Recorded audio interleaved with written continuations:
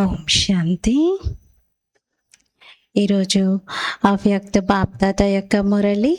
బాబా ఈ మురళిలో హోలీ సందర్భంగా విశేషంగా పిల్లలని సంస్కార మిలనం యొక్క రాసి ఎప్పుడు చేస్తారు, దాని యొక్క డేట్ని ఫిక్స్ చేసుకోండి. హోలీ అంటే కేవలం జరుపుకోవడమే కాదు, తయారవ్వడం అన్నారు. అంటే మనం ఆ స్థితిని తయారు చేసుకోవాలి. బ్రాహ్మణ పరివారం మధ్యలో ఇంకా ఈ యొక్క కొరత కనబడుతూనే ఉంది అని బాబా అన్నారు. ఇంకా బాబా సమయం యొక్క విలువను తెలియజేస్తూ, మీరు ఒక్క సంకల్పం, ఒక్క సెకండ్ కూడా వ్యర్థంగా పోగొట్టకూడదు.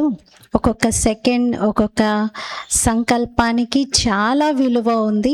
సమయం యొక్క విలువను గుర్తించండి. ఇప్పుడు జరుగుతున్నటువంటి అన్నీ చూస్తూ ఉన్నారు, పరిస్థితులు ఎలా ఉన్నాయో కూడా కనబడుతుంది. ప్రత్యక్షంగా అన్నీ చూస్తూ ఇప్పటికైనా స్థితిని ఇంకా వేగంగా పురుషార్థంలో ముందుకు తీసుకెళ్ళాలి అని అన్నారు. ఇది 16th మార్చ్ 2011లో వినిపించినటువంటి అవ్యక్త మురళి సారము. మనస ద్వారా ప్రకృతిని సతోగుణిగా తయారు చేసే సేవ చెయ్యండి. శుభ భావన, శుభకామనను పెట్టుకొని సంస్కార మిలనం యొక్క రాసు చెయ్యండి. మనస్సు ద్వారా ప్రకృతిని సతోగుణిగా తయారు చేసే సేవ చేయండి. శుభభావన, శుభకామనను పెట్టుకొని సంస్కార మిలనం యొక్క రాస్ను చేయండి. ఈరోజు హోలియస్ట్ బాబా అంటే పవిత్రాతి పవిత్రమైనటువంటి తండ్రి తన పిల్లలతో హోలీని జరుపుకునేందుకు వచ్చారు. మీరందరూ కూడా హోలీ జరుపుకునేందుకే వచ్చారు కదా. నలువైపులా ఉన్నటువంటి పిల్లలందరూ కూడా వారు కూర్చొని ఉన్నటువంటి స్థానంలోనే బాప్దాదాతో హోలీ జరుపుకునేందుకు కూర్చున్నారు. ఇప్పుడు మీరందరూ ఎలాంటి రంగు యొక్క హోలీని జరుపుకుంటారు తెలుసు కదా. అన్నింటికంటే శ్రేష్టాతి శ్రేష్టమైన రంగు పరమాత్ముని సాంగత్యం అనే రంగు. ఈ రంగు సదా శ్రేష్టాతి శ్రేష్టంగా తయారు చేస్తుంది. ఏ విధంగా తండ్రి ఎంత ఉన్నతోన్నతమైన వారో, అలాగే పరమాత్మ సాంగత్యం కూడా అంతే ఉన్నతంగా తయారు చేసేటటువంటిది. మరి ప్రతి ఒక్క పిల్లల మస్తకంలో మెరుస్తూ ఉన్న, ప్రకాశిస్తూ ఉన్న ఈ భాగ్య సితారను బాబా చూస్తూ ఉన్నారు. ఈ భాగ్య సితార మొత్తం కల్పంలో భాగ్యశాలి పిల్లలైనటువంటి మీకు తప్ప ఇంకెవరికి ప్రాప్తించలేదు. ఇది శ్రేష్టాతి శ్రేష్టమైన భాగ్యం. పిల్లలైన మీకే డబల్ పవిత్రంగా అనగా డబల్ హోలీగా అయ్యేటువంటి అదృష్టం లభించింది. మీరే డబల్ హోలీగా, డబల్ పవిత్రంగా అవుతారు. ధర్మాత్మలు కూడా ఉన్నారు, కానీ శరీరంతో అయితే ఎవరు పవిత్రంగా కాలేరు. ఎందుకంటే వారి శరీరం కూడా వికారాల ద్వారా జన్మించినటువంటిదే, పతితమైన తత్వాలతో ఉన్నటువంటిదే. బ్రాహ్మణ ఆత్మలైనటువంటి మీ భవిష్యత్తులో ఆత్మ కూడా పవిత్రంగా అవుతుంది, శరీరం కూడా పవిత్రంగా అవుతుంది. దీనికి గుర్తే డబల్ పవిత్రంగా ఉండడం. అంటే డబల్ కిరీటాన్ని ప్రాప్తించుకుంటారు.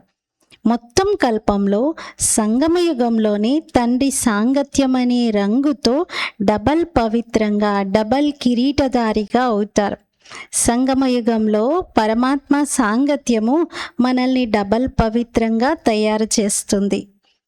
మరి మీరు హోలీని బాబా తోడుగా జరుపుకోవడానికి వచ్చారు కదా.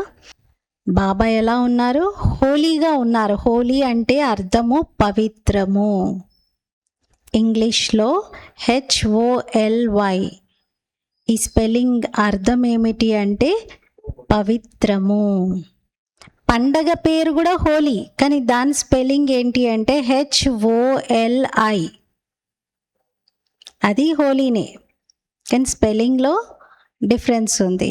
HOLY అంటే పవిత్రము, చాలా పవిత్రంగా ఉన్నటువంటి దాన్ని హోలీ అని అంటారు. ప్యూర్ అన్న పవిత్రమే, కానీ హోలీ అంటే కూడా పవిత్రము. మరి హోలీ తండ్రితో హోలీ జరుపుకోవడానికి వచ్చారు. మీరందరూ హోలీ తండ్రితోడే ఉండడంతో తండ్రి యొక్క సాంగత్యపు రంగు మీకు అంటుకుంటుంది. తండ్రితో కంబైన్డ్గా ఉండడంతో మీరు డబల్ పవిత్రంగా అవుతారు. సదా హృదయంలో తండ్రి సాంగత్యమే ఉంటుంది.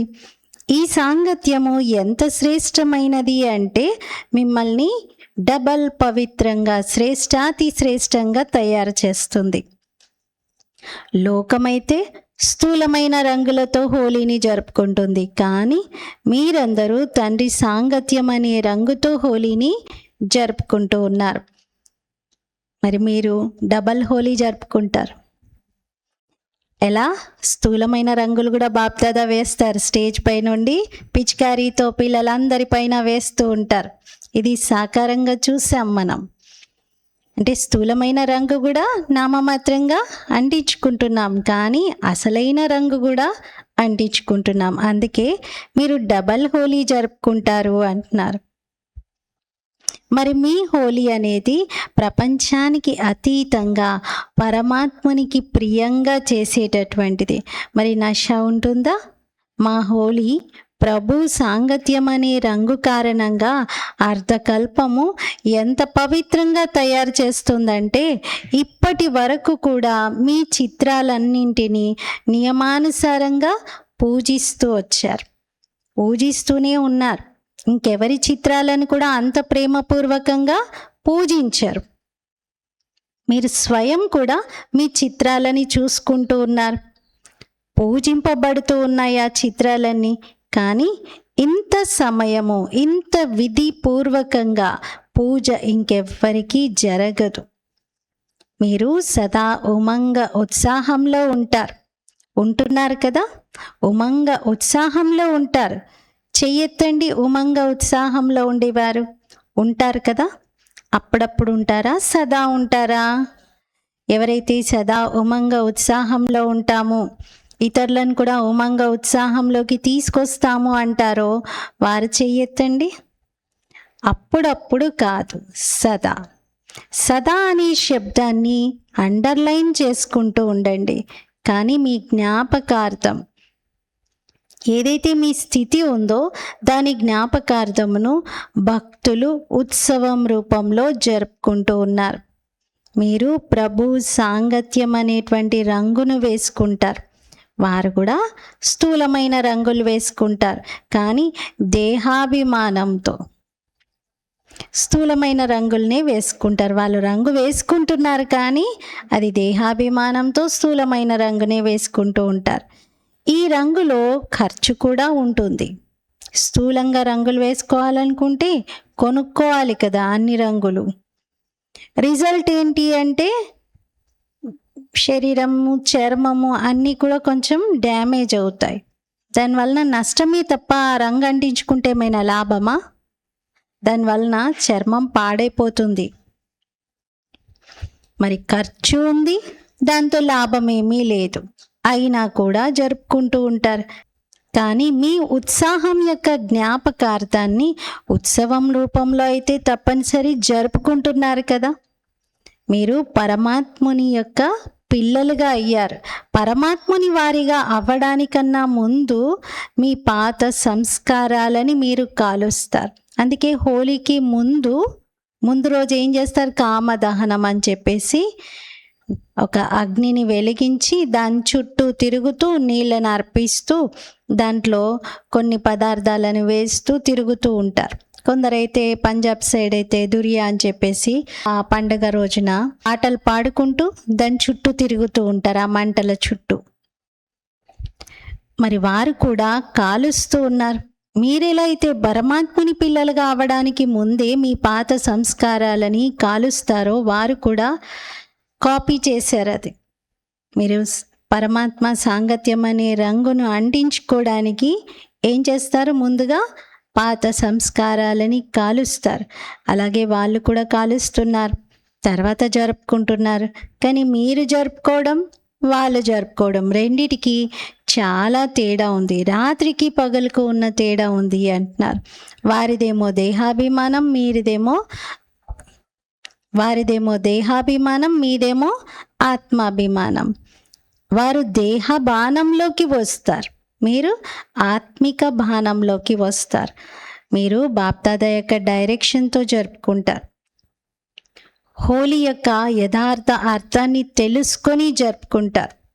మీ అందరికీ బాబా డైరెక్షన్ ఇచ్చారు. హోలీ అంటే గతం గతః, గతం గతః. ఇది కూడా చెప్తారు కదా, హోలీ. హోలీ అంటే జరిగిపోయింది కదా అని, కానీ దాని అర్థాన్ని ప్రాక్టికల్గా తీసుకురారు. ఇప్పుడు అందరూ హోలీ అనగా గతం గతః, గడిచిపోయిందేదో గడిచిపోయింది అని గతం గతః చేస్తూ ఉండండి. అప్పుడప్పుడు చేస్తూ ఉన్నారు, ఎందుకంటే గతాన్ని గుర్తు చేసుకోవడంతో వ్యర్థ సంకల్పాలు బాగా నడుస్తూ ఉంటాయి కదా, సమయం కూడా వృధా అవుతూ ఉంటుంది. మరి చాలా కాలం యొక్క సంస్కారం ఇది. గడిచిపోయిన విషయాలను జ్ఞాపకం చేసుకోవడం ఇది చాలా కాలం యొక్క సంస్కారం. అది వద్దన్నా కూడా నడుస్తూనే ఉంటుంది. ఈ సంగమ యుగంలో ఒక్కొక్క నిమిషం కూడా ఈ జన్మలో మనం సఫలం చేసుకుంటే 21 జన్మల ప్రాలబ్ధాన్ని తయారు చేసుకోవచ్చు. ఇప్పటి సమయంను సఫలం చేసుకుంటే ఒక్కొక్క సంకల్పం, ఒక్కొక్క నిమిషం కూడా ఎంత అమూల్యమైనటువంటిది. ఒక్క సెకండ్ పోగొట్టుకున్నట్టు కాదు, కానీ అనేక జన్మల ప్రాలబ్ధంలో బాప్దాదా ముందుగానే చెప్పేశారు. సంగమ సమయం యొక్క సమయము మరియు సంకల్పాలు, ఈ రెండు అస్సలు వృధా చెయ్యకూడదు. సంగం యుగంలోని టైంలో ఒకటేమో సమయాన్ని వృధా చేయకూడదు, ఇంకోటి సంకల్పాలని వృధా చేయకూడదు. ఒకవేళ సదా ప్రభు యొక్క సాంగత్యంలోనే ఉన్నట్లయితే, అనగా బాబా యొక్క సదా సాథీగా, అనగా బాబాను సదా మీ సహచరుడిగా తయారు చేసుకున్నట్లయితే సంగమ యుగంలోని ఒక్కొక్క సంకల్పం మరియు సమయం అంటే ఒక్కొక్క నిమిషంను కూడా మీరు సఫలం చేసుకుంటున్నట్టు. మరి చెకింగ్ చేసుకోండి, స్వయాన్ని ఒక్కొక్క నిమిషం, ఒక్కొక్క సంకల్పం కూడా సఫలమవుతూ ఉందా లేక వ్యర్థమవుతూ ఉందా? ఎందుకంటే ఒక్క నిమిషం పోగొట్టుకుంటే ఒక నిమిషం కాదు, 21 జన్మలతో ఒక్కొక్క నిమిషానికి, ఒక్కొక్క సంకల్పానికి కనెక్షన్ ఉంది. ప్రతి నిమిషం, ప్రతి సంకల్పం, వీటికి 21 జన్మల కనెక్షన్ ఉంది. అంతటి వాల్యూ ఉంది. మరి మీ హృదయంలో ఆలోచించండి, ఇంతటి విలువను నేను సదా ఇస్తూ ఉన్నానా? ఈ సంగమయుగంలోని సమయాన్ని ఇప్పుడు లేకపోతే మరెప్పుడూ లేదు అని అంటారు కదా. సంగం యుగంలో ఏమంటాం మనం? ఇదే స్లోగన్, అభీ నహీ తో కభీ నహీ, ఇప్పుడు లేకపోతే మరెప్పుడూ లేదు అని. మరి ఇంతటి వాల్యూని సదా స్మృతిలో పెట్టుకోండి. మరి ఈరోజు మీరందరూ హోలీ జరుపుకున్నారా? అంటే పరమాత్మ సాంగత్యం అనే రంగును అంటించుకున్నారా? బాబా సాంగత్యం అనే రంగు అంటిందా? రోజంతా చెక్ చేసుకోండి, బాబా యొక్క సాంగత్యపు రంగులోనే ఉన్నానా అని, పరమాత్మ సాంగత్యంలో ఉన్నానా అని, లేక సమయాన్ని ఎక్కడైనా, సంకల్పాలని ఎక్కడైనా వేస్ట్ చేస్తూ ఉన్నానా? చెక్ చేసుకున్నారా? తల ఊపండి, చెయ్యి కాదు, తల ఊపండి, ఇలా అనండి అంటున్నారు బాబా. బాప్దాదా సదా పిల్లలకు ఒక ఇషారా ఇస్తూ ఉన్నారు. పిల్లలు, మీ మనస్సులో శుభమైన సతోగుణి సంకల్పాలను చేస్తూ దాని ద్వారా ప్రకృతిని కూడా మీరు సతోగుణిగా తయారు చేస్తూ ఉండండి అని. మరి ఇటువంటి మనసా సేవ సదా గుర్తుంటుందా? ఎందుకంటే ఇప్పుడు ప్రకృతి చాలా పెద్ద రూపంలో తన కార్యాన్ని చెయ్యబోతూ ఉంది. ఇప్పుడు చిన్న చిన్న విషయాలైతే ఎన్నో చూస్తూ వచ్చారు ప్రకృతి వైపరీత్యాల రూపంలో, కానీ ప్రకృతి కూడా మనుష్యాత్మల యొక్క వ్యవహారంతో, మనుష్యాత్మల కర్మలతో విసిగెత్తిపోయింది. మనుషులతోనే ప్రకృతికి చాలా కోపం వచ్చేస్తూ ఉంది. అది కూడా విసిగిపోయి తన పనిని ఆరంభిస్తూ ఉంది. అందుకే అంటారు, ఎలా అయితే మాయాజీతిగా అయ్యేటువంటి అటెన్షన్ని ఇస్తారు కదా, మాయను జయించాలి అనే అటెన్షన్. మాయతో వాగ్దానం చేశారు మీరు, నీ పని రావడం, మా పని నీ పైన గెలుపు పొందడం, విజయాన్ని పొందడము అని చేశారు కదా, మాయతో చేసిన ప్రామిస్. నువ్వెన్నిసార్లు రావాలనుకున్నా రా, మేమైతే నీ పైన విజయాన్ని పొంది తీరుతాము అని చేశారు కదా. మాయా జీత్గా అవ్వాలి కదా. అలాగే ప్రకృతి జీత్గా కూడా కావాలి. ఎందుకంటే మీరు రాజ్యం చెయ్యాలి కదా. మీ రాజ్యం రాబోతూ ఉంది కదా. నశ ఉందా? పాపం అందరు ఆలోచిస్తూ ఉన్నారు, ఏమవుతుందో ఏమో అని భయపడుతూ ఉన్నారు. కానీ మీకు తెలుసు, ఇప్పుడు సంగమయుగం అనేది అమృతవేళ సమయం లాంటిది. అమృతవేళ సమయం నడుస్తుంది. మరి అమృతవేళ తర్వాత ఏం జరుగుతుంది? ఉదయం కదా. ఆ ఉదయంలోనే మీ రాజ్యం ఉంటుంది. ఉందా అంతటి నశ? అంటే సూర్యకాంతిలోనే ఉంటుంది. ఏదో అమృతవేళ చీకట్లో మనం ఏం చేసుకున్నా ఎవరికీ తెలియదు. బాబా అంటారా, ఇప్పుడు అమృతవేళ నడుస్తుంది గుప్తంగా, ఎవరికీ తెలియదు. కానీ తర్వాత పగలు రాబోతూ ఉంది. ఆ పగల్లోనే మీరు రాజ్యం చేస్తారు. మా రాజ్యము అంటారా, లేక కేవలం మహారథుల కోసం రాజ్యము అంటారా? మీ అందరి రాజ్యం. మీకు చింత ఏం లేదు కదా, ఏం జరుగుతుందో ఎలా అవుతుందో అని. ఏం జరిగినా సరే మంచిలోకెల్లా మంచి జరుగుతుంది. మరి మీ రాజ్యంలో ప్రకృతి కూడా సతో ప్రధానంగా ఉంటుంది. మరి ప్రకృతిని కూడా తమోగుణి నుండి సతోగుణిగా ఎవరు తయారు చేయాలి? ప్రకృతి మామూలుగానే నడుస్తుంది. మనం ఏం చేయకపోయినా ప్రకృతి అంటేనే ఏంటి, సహజంగా దానంతట అదే దాని కార్యాన్ని చేసుకుంటూ వెళ్ళేది. మీ రాజ్యంలో కూడా ప్రకృతి ఉంటుంది, నడుస్తుంది. ఆప్కే राज्य में चलेगा, प्रकृति जैसे भी हो चलेगी। प्रकृति को तमोगुनी से सतोगुनी कौन बनाएगा? మరి ప్రకృతిని తమోగుణి నుండి సతోగుణిగా ఎవరు తయారు చేస్తారు? ఎవరు తయారు చేసేది లేదు, అది ఎలా ఉంటే అలాగే నడవాలి అని అంటారా? మీ రాజ్యంలో అలా ఒప్పుకుంటారా? ప్రకృతి వచ్చేసి వైపరీత్యాలను సృష్టిస్తే? లేదు కదా. చెప్పండి, అవునా కాదా? నడవదు కదా, అలా అయితే కుదరదు కదా. మరి ప్రకృతిని సతోగుణిగా ఎవరు తయారు చేయాలి? మీరేనా? ఇంకెవరైనా ఉన్నారా? అందుకే అకస్మాత్ యొక్క దృశ్యము చిన్నదే అయినా ఇది ఆరంభం. ఇప్పుడైతే ఇంకా పెద్ద పెద్దవి రాబోయే ఉన్నాయి, అకస్మాత్తుగా వచ్చేవి ఉన్నాయి. మీరు ఊహల్లో కూడా ఎప్పుడు ఆలోచించినటువంటిది అలాంటివి రాబోయేవి ఉన్నాయి. బాప్దాద అయితే చాలా కాలంగా అకస్మాత్ యొక్క పాఠాన్ని పిల్లలకి నేర్పిస్తూ ఉన్నారు. కానీ ఇప్పుడు ప్రత్యక్ష రూపంలో చూస్తూ ఇప్పుడు మీ కార్యాన్ని మొదలు పెట్టండి. ప్రత్యక్ష రూపంలో ప్రకృతి అలజల్లను చూస్తున్నారు కాబట్టి ఇప్పటికైనా మీ యొక్క పురుషార్థాన్ని, మీరు చేసేటువంటి సేవను మొదలు పెట్టండి అంటున్నారు. భయపడకండి. కథ వినిపిస్తూ ఉంటారు కదా, నలువైపులా అగ్ని రగిలింది, కానీ పరమాత్ముని యొక్క పిల్లలు మాత్రం సేఫ్గా ఉన్నారు అని. చుట్టూ నిప్పంటుకున్నా కూడా మధ్యలో ఒక కుండ క్రింద పిల్లి కూనలు సురక్షితంగా ఉన్నట్టుగా చూపిస్తారు. బాబా అంటారు, అది మీకు గుర్తుగానే అలా చెప్పారు.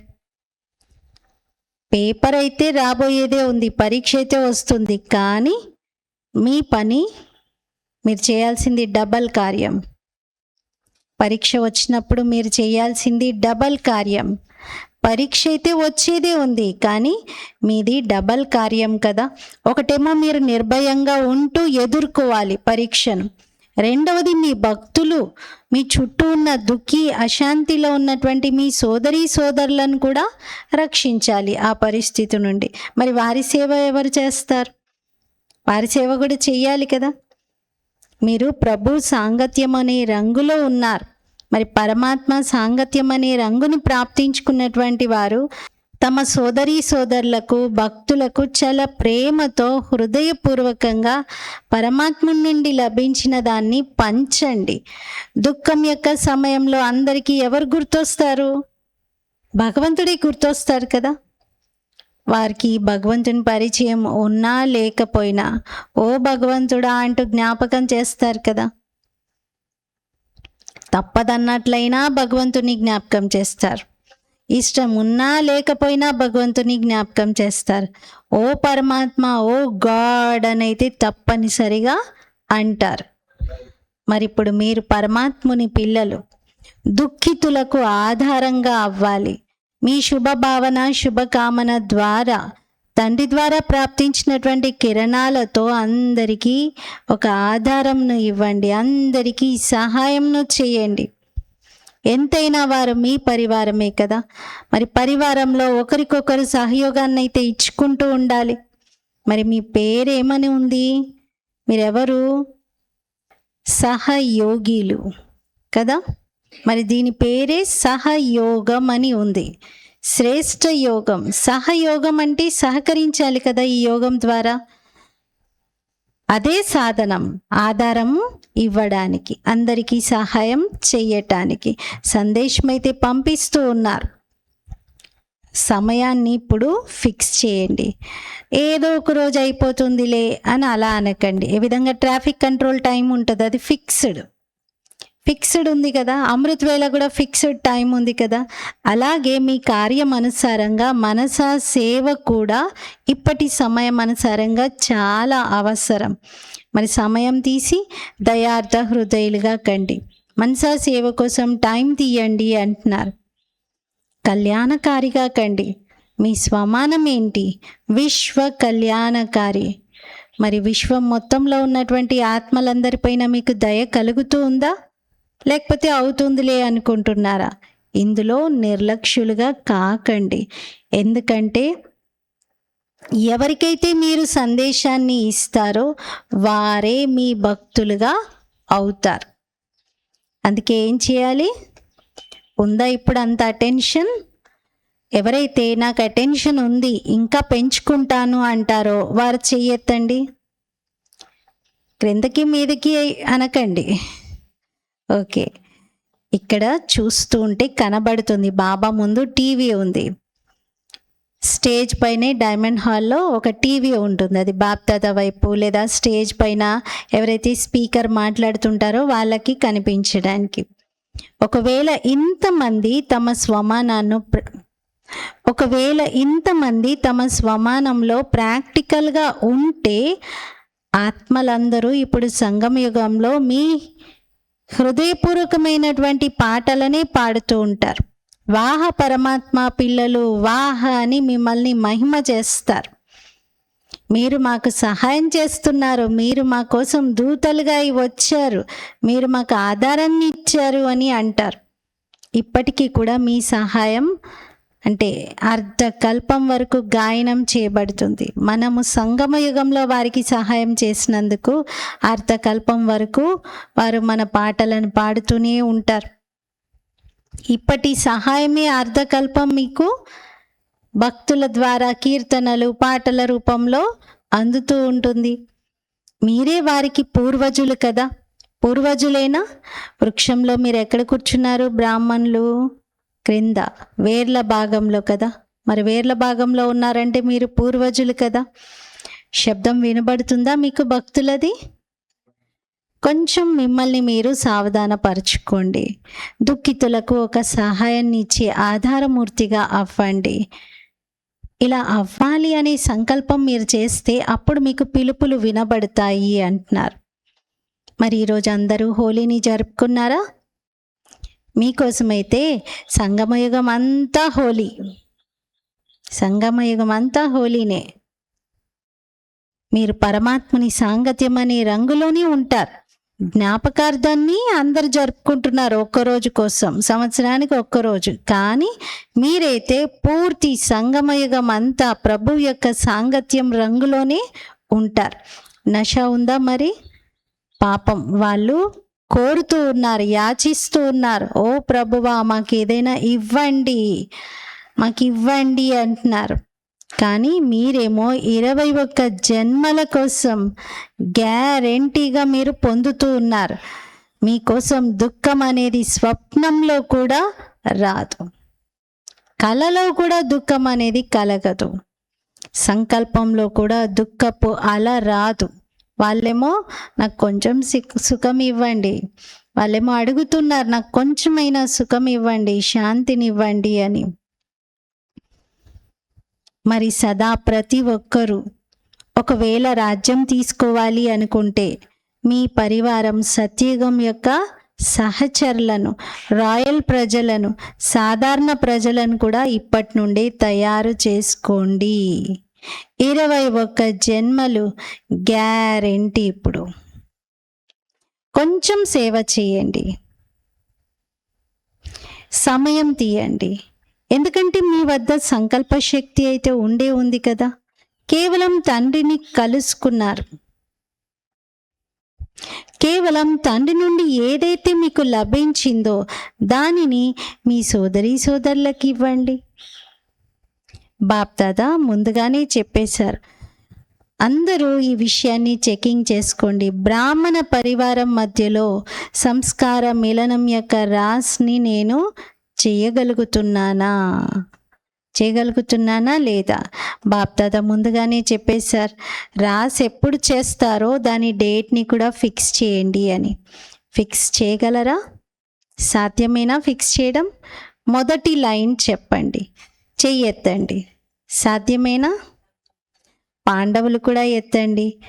పాండవులు లేకపోతే గతే లేదు అంటున్నారు. అచ్చా, మరి ఇప్పుడు లాస్ట్ టర్న్, ఒక్క టర్న్ మిగిలిపోయి ఉంది. అందులో ప్రతి ఒక్కరూ స్వయం కోసం ఏం దృఢ సంకల్పం చేస్తారు అది ఫిక్స్ చేసి రాయండి. ఎవరెవరు ఏం దృఢ సంకల్పం చేస్తారో దాన్ని ఫిక్స్ చేసుకొని రాయండి, బాబాకి రాసి ఇవ్వండి అంటున్నారు. మరి ఇప్పుడు ఎంత టైం కావాలి? బ్రాహ్మణ ప్రపంచంలో ఇంకా మీ సంస్కారాలు పాతవి ఎక్కడా ఇమర్జ్ అవ్వకూడదు, అవి పని చేయకూడదు. ఇంకా పాతవేవి కూడా, పాతగా అయిపోయినవి పని చేయట్లేదు, అది చాలా పాత పడిపోయింది అంటారు కదా. మరి సంస్కారాలు ఏంటి ఇంత యాక్టివ్గా పనిచేస్తున్నాయి, పాతవై కూడా? వాటిని ఇప్పుడు పని చేయనీయకుండా చేయండి అంటున్నారు. ఆ పాత సంస్కారాలు ఏవి పని చేయకూడదు. అది నా సంస్కారమే అయినా ఇతరుల సంస్కారమే అయినా కూడా నా పైన ప్రభావం వెయ్యకూడదు. ఈ డేట్ ఫిక్స్ చేయగలరా? సాధ్యమేనా? ఇది చెయ్యెత్తండి. మంచిది. ఇప్పుడు ఫోటో తీయండి అంటున్నారు. చేతులు ఎత్తినప్పుడు ఇప్పటి ఫోటో బాబా తీసుకుంటారు. ఎందుకంటే అకస్మాత్ యొక్క దృశ్యం రాబోయేది ఉంది. జపాన్లో భూకంపము మరియు సునామీ వచ్చింది ఈ మురళి బాబా చెప్పే సమయంలో. దాంతో చాలా భారీ నష్టం జరిగింది. ఇప్పుడు అలాంటివి అకస్మాత్తుగా ఎన్నో రాబోయేవి ఉన్నాయి. అందుకే బాప్దాదా పిల్లల్ని రెడీగా ఉండండి అంటున్నారు.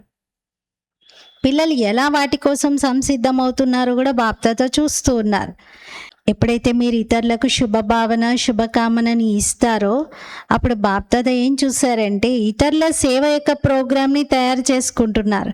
కానీ ప్రతి ఒక్క ఆత్మ పట్ల సదా శుభభావన శుభకామనను పెట్టుకోండి. ఎక్కడో జపాన్లో జరిగిందని చెప్పేసి దానికోసం యోగదానం చేసే ప్రోగ్రాం పెట్టుకుంటున్నారు. కానీ ఇంట్లోనే తనతో పాటుగా ఉండేటువంటి సహచరులు వాళ్ళపైన శుభభావన లేదు, దూరంగా ఉన్న వాళ్ళపైన పెట్టుకుంటున్నారు. యోగదానం చేద్దాం, పాపం అక్కడ అందరికీ ఇబ్బంది అయింది, పాపం వాళ్ళందరూ చనిపోతున్నారు అని చేస్తున్నారు. కానీ రోజంతా మీతోడే ఉండేవాళ్ళు, రోజు మిమ్మల్ని కలుస్తూ ఉన్నటువంటి వారు, మీ సంపర్కంలో వచ్చేవారు ఎంతోమంది ఉన్నారు. వాళ్ళపైన శుభభావన లేదు, శుభకామన లేదు. మరి బాబా అన్నారు అందరిపైన పెట్టుకోండి, ప్రతి ఆత్మ పైన పెట్టుకోండి. నంబర్ వారీగా అందరూ ఉంటారు. మీ జ్ఞాపకార్థం మాలలో కూడా అందరూ ఒకే నంబర్లో లేరు కదా, నంబర్ వారీగానే ఉన్నారు కదా. మాల నంబర్ వారీగానే తిప్పబడుతుంది. నంబర్ ఎందుకు లభించింది? భిన్న భిన్న సంస్కారాలు ఉన్నాయి కాబట్టి నంబర్ వారీగా వచ్చారు, లేకపోతే అందరు నెంబర్ 1. కానీ మనం సంస్కారాలని చూడడానికి బదులుగా శుభభావన శుభకామనను పెట్టుకోవాల్సిందే. ఎంతైనా వారు మన బ్రాహ్మణ పరివారమే కదా. ఎలా ఉన్నా సరే పరివారంలో అందరూ మన వాళ్ళు. ఈ విధంగా నా బాబా అంటారు కదా, అలాగే నా పరివారం అనండి. మంచిది. మెజారిటీ పిల్లలు చెయ్యెత్తారు. మరి ఇప్పుడు ఉమంగ ఉత్సాహాలైతే ఉన్నాయి కాబట్టి చేతులు ఎత్తగలిగారు కదా. మరి ఒకరికొకరు సహయోగిగా శుభభావన శుభకామన యొక్క దృష్టి వృత్తిని స్మృతిలో పెట్టుకుంటూ ఈ రాస్ చేయడం ఇదేం గొప్ప విషయం కాదు. అందరూ కలిసి ఒకరికొకరు సహయోగం ఇచ్చుకుంటూ శుభభావన శుభకామన యొక్క దృష్టి వృత్తిని స్మృతిని కలిగి ఉండడంతో అప్పుడు ఈ రాసి చేయడం పెద్ద గొప్ప విషయం ఏమీ కాదు అంటున్నారు. దీనిపైన ఎవరైతే మంచి నంబర్ తీసుకుంటారో, డేట్ అనుసారంగా ప్రాక్టికల్గా చేసి చూపిస్తారో వారికి అతీతమైన ప్రియమైన కానుక లభిస్తుంది. ఇప్పుడు ఎవరికి వారు దృఢ సంకల్పం చేసి ఒక డేట్ ఫిక్స్ చేసుకొని బాబాకి ఇవ్వండి రాసి అని అన్నారు కదా. బాబా చూస్తారు నిజంగా వాళ్ళు రాసి ఇచ్చినటువంటి డేట్ అనుసారంగా వాళ్ళలో ఆ మార్పు వచ్చిందా అని చూసి అప్పుడు బాబా ఒక అతీతమైన ప్రియమైన కానుకను ఇస్తారు. కానుకంటే ఏమిటో ఇప్పుడే చెప్పరు. ఏం కానుక బాబా, బంపర్ ప్రైజ్ ఏంటి చెప్పండి, ముందుగానే చెప్పండి అంటే ముందుగా చెప్పను అంటున్నారు. కానీ బాప్ దాదా అయితే కానుకను ఇస్తారు. ఏమిస్తారు? సేవ చేస్తూ ఉన్నటువంటి సమయము సేవా కర్నీ కా టైం నికాల్నా హేనా. ఎందుకు ఇస్తారు? ఎందుకు? సేవ చేయడానికి సమయం అయితే తీయాలి కదా.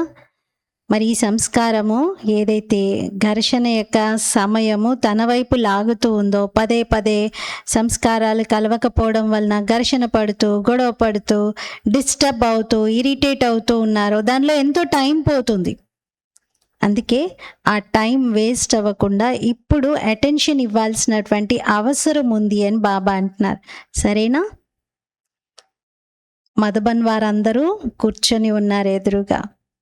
మరి బాబా వాళ్ళని చూస్తూ నచ్చిందా అంటున్నారు. ఎందుకంటే మధుబన్ వాసీలు విశేషం కదా. బాప్ దాదా కూడా మధుబన్ వాసీలు అంటే చాలా హృదయపూర్వకమైన ప్రేమ ఉంటుంది. మరి మధుబన్ వాళ్ళకు కూడా బాప్ దాదా అంటే విశేషంగా ప్రేమ ఉంటుంది కదా. ఇది కూడా బాబా చెప్తున్నారు, తండ్రితో ప్రేమ ఉంది, ఉంటుంది, ఇది తొలగిపోదు, ఇది అమరం. ఇందులో ప్రేమలో అమరులుగా ఉన్నారు. అందుకే మధుబన్ వాసీగా అయ్యారు. ఎక్కడికైనా మధుబన్ వాసీలు వెళ్తే వారిని ఎంత గౌరవంగా చూస్తారు. మధుబన్ నుండి వచ్చారు, మధుబన్ వాసీ అంటారు.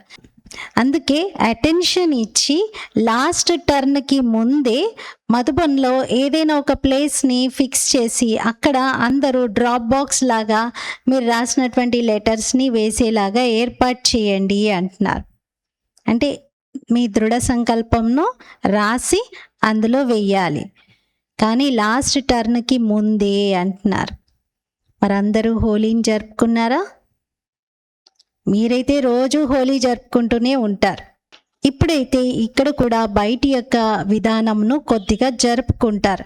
ఇంకెక్కడికో జరుపుకోవడానికి వెళ్ళారు, ఇక్కడే జరుపుకుంటారు. కానీ ఆచారం అయితే అది కూడా మీరు పాటిస్తున్నారు కదా. మరి నలువైపులా ఉన్నటువంటి వారికి బాప్ దాదా అతి స్నేహంతో అతి ప్రియమైన అల్లారు ముద్దు పిల్లలకు చాలా కాలం తర్వాత విడిపోయి మళ్ళీ కలుస్తూ ఉన్నటువంటి పిల్లలకు స్వమానదారి ప్రతి ఒక్క పిల్లలకు బాప్ దాదా పద్మాల రెట్ల ప్రియ స్మృతులను అందిస్తూ ఉన్నారు. మరియు హృదయం యొక్క అనురాగాన్ని కూడా ఇస్తూ ఉన్నారు. బాప్ దాదా చూస్తూ ఉన్నారు. నలువైపులా పిల్లలందరూ వింటూ చూస్తూ హర్షిస్తూ ఉన్నారు. బాబాకి మనం కూడా యాద్ ప్యార్ చెప్తాము. हम रूहानी बच्चों की रूहानी बाप दादा को याद प्यार गुड मॉर्निंग और नमस्ते. मेरा बाबा मीठा बाबा प्यारा बाबा शुक्रिया బాబా. మంచిది. మొదటిసారి ఎవరొచ్చారు? లేచి నిలబడండి. ఎంతమంది మొదటిసారి వచ్చారు? మంచిది. మొదటిసారి మధుబన్ నివాసిగా అయ్యేటువంటి భాగ్యాన్ని ప్రాప్తించుకున్నారు కదా. మీ సోదరీ సోదరులు మరియు బాప్ దాదా కూడా మీ అందరికీ మొదటిసారి వచ్చినందుకు శుభాకాంక్షల్ని ఇస్తూ ఉన్నారు. ఇప్పుడు బాప్ దాదా చూస్తారు ఎందుకంటే ఛాన్స్ అయితే మీకు కూడా ఉంది. కొంచెం ఆలస్యంగా వచ్చినప్పటికీ మీరు ఎలా కావాలనుకుంటే మాలలో ఏ నంబర్ తీసుకోవాలనుకుంటే అది తీసుకోవచ్చు. లాస్ట్ సో ఫాస్ట్గా వెళ్ళి ఫస్ట్ నంబర్ తీసుకొని ఫస్ట్ డివిజన్లోకి రాగలుగుతారు. బాప్దాదా ఎవరెవరైతే ఈరోజు వచ్చారో వాళ్ళందరికీ ఒక వరదానముని ఇస్తూ ఉన్నారు. కేవలం తండ్రి యొక్క మహావాక్యాలు ఏవైతే ఉన్నాయో ఆ శ్రీమతం పైన నడుస్తూ వెళ్ళండి.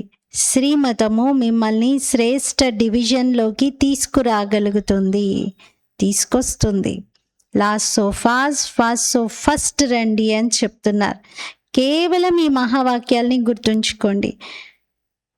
ఇంత పెద్ద పరివారం ద్వారా మీ అందరికీ తండ్రి యొక్క వరదానము లభిస్తుంది, అందరి శుభభావన శుభకామన కూడా లభిస్తుంది అంటున్నారు. మీరు ఎంత ముందుకు వెళ్ళాలనుకున్నా ముందుకెళ్ళండి. పరివారంలో ప్రతి ఒక్కరు కూడా కొత్తగా వచ్చినటువంటి వారిని చూసి సంతోషిస్తారా, లేకపోతే అమ్మో మాకు కాంపిటీషన్ వచ్చారు అనుకుంటారా? లేదు కదా. వీళ్ళు కూడా ముందుకెళ్ళాలి, వీళ్ళు ఇంకా బాబాని తెలుసుకోవాలి, ఇంకా నియమాల్లో పక్కా అవ్వాలి అని అనుకుంటారు కదా. మరి అందరి శుభభావన మీ పట్ల ఉంది అని కొత్త వారితో బాబా అంటున్నారు.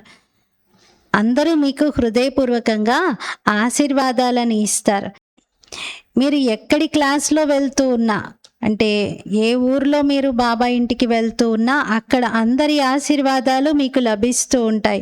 ఆ ఆశీర్వాదాలు మిమ్మల్ని తీవ్ర పురుషార్థిగా చేసి ముందుకు తీసుకెళ్తాయి. ఇదే నిశ్చయంతో ఉండండి.